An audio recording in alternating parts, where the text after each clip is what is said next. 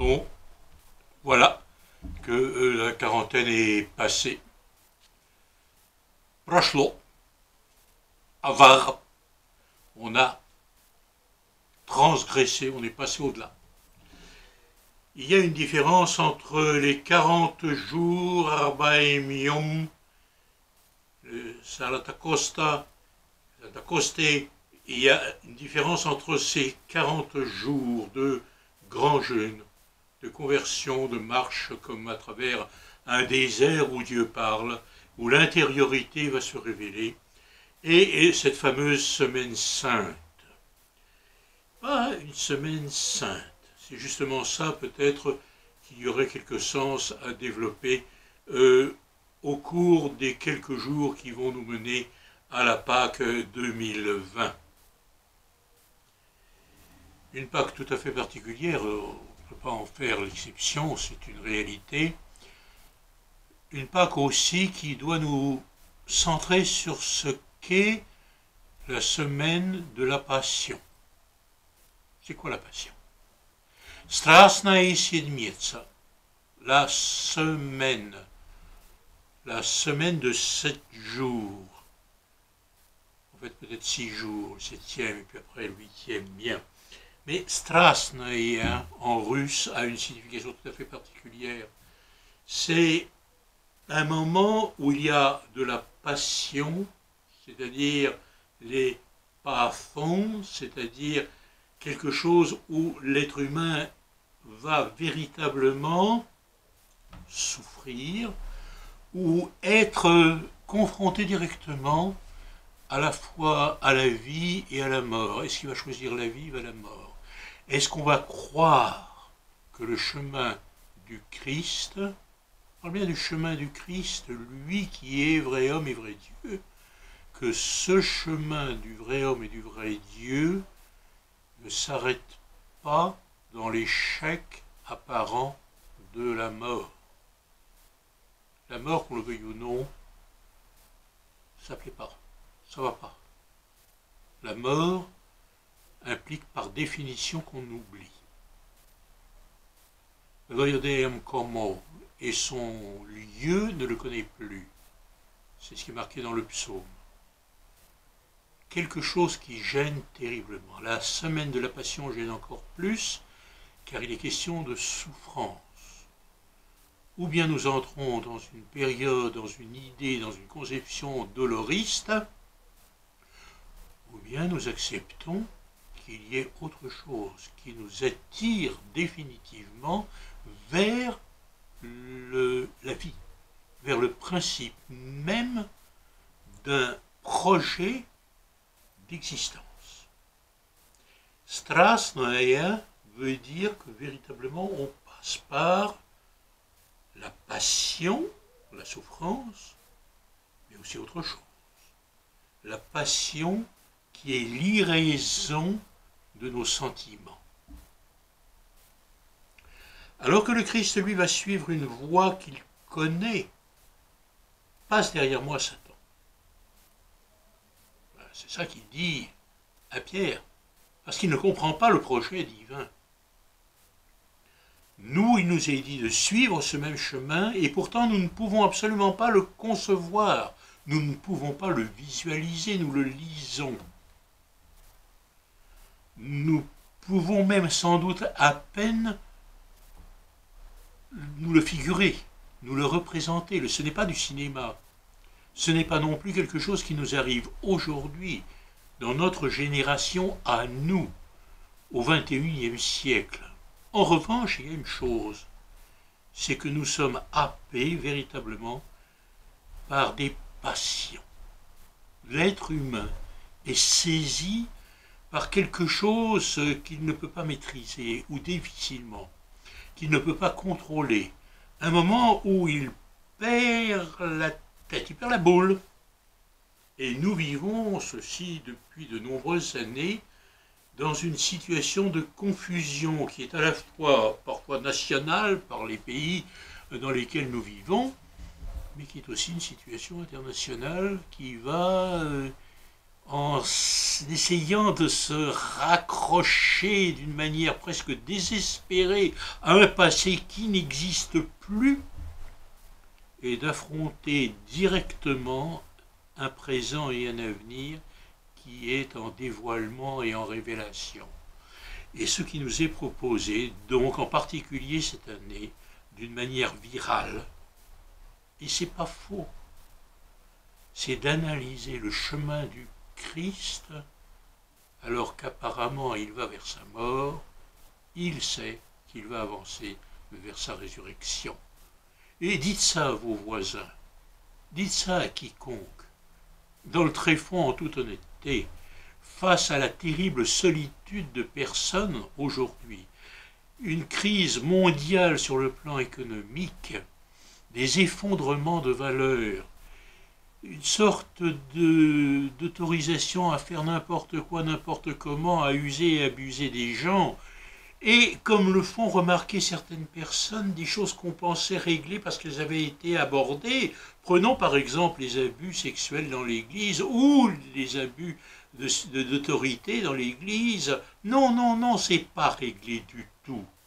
Il faut recevoir une bonne claque. Non pas que l'être humain se donne une claque les uns aux autres, il faut que l'être humain soit contraint, poussé à bout de regarder où est l'origine de ses propres passions. Regardez ce que nous faisons pendant ce carême. Nous lisons le livre de Job. Et Job, c'est qui? C'est l'ennemi. La personne qui va vouloir s'en prendre à lui. Mais c'est aussi un pari et un dialogue et une conversation. La conversation, elle est entre Dieu et Satan un jour qu'il y a eu un concile finalement entre Dieu, les anges, et voilà que Satan vient. Et Dieu dit quoi? Mais regarde, Iov, regarde Job, mais c'est un homme tout à fait remarquable. Oui, mais tu lui as tout donné, dit Satan. Enlève-lui tout, il maudira, il te va te maudire. C'est ça le problème. Est-ce que nous sommes ce que nous avons, ou ce que nous avons est un surcroît qui nous est donné gratuitement, et pour servir envers les autres, comme aussi à notre descendance. À ce moment-là, il y a ce pari tout à fait extraordinaire que Dieu propose à Satan, qui est là d'une manière aussi extrêmement intéressante. Mais d'où viens-tu? Mais Aïn, tu viens d'où? Demande Dieu à Satan. Mais Aïn en hébreu, pour très bien dire d'où, mais ça peut être aussi tu viens de Aïn, quelque chose qui n'existe pas, d'un néant dans lequel toi-même te plonges et te repais. Ah ben je venais et j'étais en train de me promener, de flâner sur la terre. Et eh bien, c'est comme le serpent à plumes, vous savez, ça balaye, comme le virus. Le méchant se voit pas, c'est pas le méchant, c'est le malin. On ne le voit pas, on ne le sent pas, on ne le touche pas apparemment, mais lui, il vient et il balaye. Il est là en train de se promener tranquillement. Et là, Dieu propose une chose à Satan. Prends-le, je te le donne. Une seule chose. Al teshlach beyatcho. Ne le touche pas à l'intégrité de son âme. Ne mets pas ta main sur l'intégrité de son âme. Et ça, c'est sans doute l'une des phases les plus importantes auxquelles nous soyons véritablement confrontés pendant un temps de conversion et d'une semaine sainte. Ne pas être conduit à dévisser, à perdre notre esprit, à perdre notre âme, à ne pas être capable discerner. Nous discernons que nous marchons à la suite de Jésus de Nazareth, vrai homme et vrai Dieu.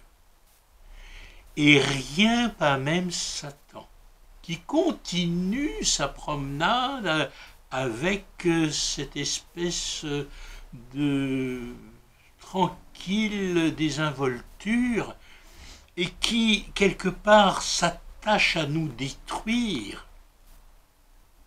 Ce n'est pas possible, parce que même si beaucoup perdront la foi, même si beaucoup n'auront pas foi, même si parfois il nous semble qu'il est normal de perdre la foi, même si nous ne sommes pas capables de jauger, de juger la foi d'autrui, il reste une chose tout à fait fondamentale. Nous sommes confrontés à ce défi qui est pratiquement au-delà de toutes les générations. Le Christ a vaincu le pouvoir de Satan en ceci qu'il nous permet de communier à une vie authentique. Mais ne pas perdre l'intégrité de notre propre conscience. Ne pas juger ni nos frères, ni nous-mêmes, et d'en laisser le soin à celui qui nous a créés. Ça, c'est quelque chose de beaucoup plus difficile. Cela requiert quelque chose de plus délicat. C'est lorsque Dieu touche une âme. C'est lorsque la personne même du Messie vient sauver. C'est la question. Sauve-toi toi-même. Peut-on se sauver soi-même? Peut-on aussi sauver le nom même de Dieu dans ce monde? Non pas nous laisser guider par des sortes de vents, des idées qui traînent ici, qui traînent par là, des incertitudes, des à peu près sur la foi, mais d'écouter ensemble ce projet qui nous amène à essayer de dépasser nos passions pour suivre celles où tous les os de Jésus sont comptés, mais pas un n'est brisé. Il y a une chose là qui appartient à une réalité que nous ne verrons que beaucoup plus tard, au-delà même d'une génération comme la nôtre ou d'un siècle comme le nôtre. On appelle ça en grec éon. En hébreu, olam ou dor, même génération. Nous sommes dans un temps où des générations semblent se superposer.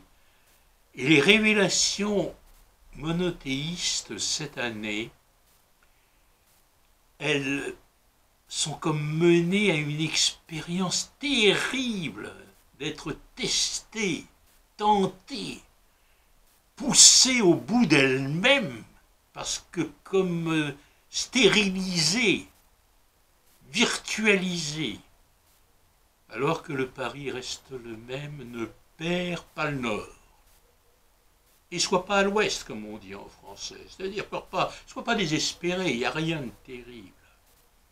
Ni la vie, ni la mort ne nous sépareront de cette conscience que le Christ nous donne. La pureté est possible, le salut est possible, la résurrection est possible. Ça veut dire aussi l'amour, la décence, la politesse, la correction. Et pas uniquement de se conduire comme des païens, car les païens, il n'y a pas de problème. Pleut sur eux, sur les bons comme sur les méchants. On s'interroge de savoir s'il n'y a pas de châtiment dans le virus. Et d'emblée, certains théologiens, notamment occidentaux, disent « mais il ne peut pas y avoir question de châtiment, puisqu'il faut ça sur les bons et les méchants. » Et nous avons ça continuellement. dans toutes les catastrophes. Pourquoi a-t-on détruit des millions d'êtres humains? Parmi eux, il y avait des bons, parmi eux, il y avait des méchants. Dans les paroles apocalyptiques ou eschatologiques de Jésus, on voit bien, l'un est pris, l'autre n'est pas pris. Allez donc savoir qui va vivre, qui ne va pas vivre et pourquoi il vivrait. Il y a à discerner. Au moment de se confesser, le byzantin de tradition slave dit qu'il se confesse, mais aussi qu'il dit il a péché en pensée, en parole, bien, c'est à peu près comme en Occident. Et avec tous mes sentiments. Car les sentiments, c'est à la base même de l'orientalité initiale. On est volontiers perdu, soumis à des sentiments où entre le vrai et le faux et le vrai, ce qui est sensible et insensible, ce qui bouge et veut s'exprimer, il n'a pas le droit de s'exprimer, qui est une frustration à outrance. Il y a une révélation qui vient, c'est le règne même de Dieu, qui se place bien au-delà de ça. Et il y a aussi une chose à laquelle le monde actuel a du mal à se confronter, la réalité du Shatan, c'est-à-dire Satan. Satan, il est réel, le gars. C'est pas quelqu'un qui vous sort, on sait pas trop d'où, hein. Right out of the green cheese, comme on dit en anglais, hein, les fromages verts. Hein. Non, il existe le Satan. Il obstrue, il fait un mur. Il nous empêche d'aller au-delà de ce que nous sommes, et quand nous sommes quelque part, il semble nous figer. Et surtout, on pourrait croire qu'ayant atteint quelque chose, nous serions en mesure justement de perdre l'esprit et de nous prendre pour ce que nous ne sommes pas. Il y a un combat. Ce combat, curieusement, peut s'estomper de la foi chrétienne. On le voit dans différentes congrégations, dans différentes juridictions. On ne peut pas prétendre agir au nom du Christ et de l'Église, à savoir ecclésia, la convocation qui est appelée, non pas par nous, mais par Dieu et par le Christ et l'Esprit. On ne peut pas prétendre cela si on fait n'importe quoi sur le plan moral, relationnel, éducatif, la décence de l'être humain et la direction, non pas que nous voulons, mais que notre génération a comme vocation d'essayer d'accomplir. J'essaye d'introduire une réflexion par rapport au yiddish, parce que l'hébreu, lui, ça va. L'hébreu, on peut discuter de savoir s'il est utile ou non dans l'Église, il existe et il existera, même si l'Église orthodoxe focalise beaucoup sur le grec qui est issu d'une traduction faite par des sages alexandrins juifs. Ça, c'est autre chose, c'est l'hébreu. Le yiddish présente une autre particularité, c'est qu'il s'est confronté directement, et en particulier en terre slave, donc en terre souvent orthodoxe, byzantine ou orientale, à quelque chose d'assez similaire dans la manière d'aborder le mystère de Dieu. Sinon que ce yiddish ne regarde pas le monde comme étant quelque chose de figé, il sait qu'il affronte continuellement la haine d'autrui et comme un monde invisible fait de sheidim, c'est-à-dire de démons, de leitzim, c'est aussi des démons mais qui rendent fous, de deboukim, c'est-à-dire de gens qui sont des générations comme ça où il y aurait un feu follet angélique mais qui vous font tourner la tête et perdre précisément le sens de ce que l'on est, alors que le but réel de l'être humain, est de rester debout face à toute forme d'adversité.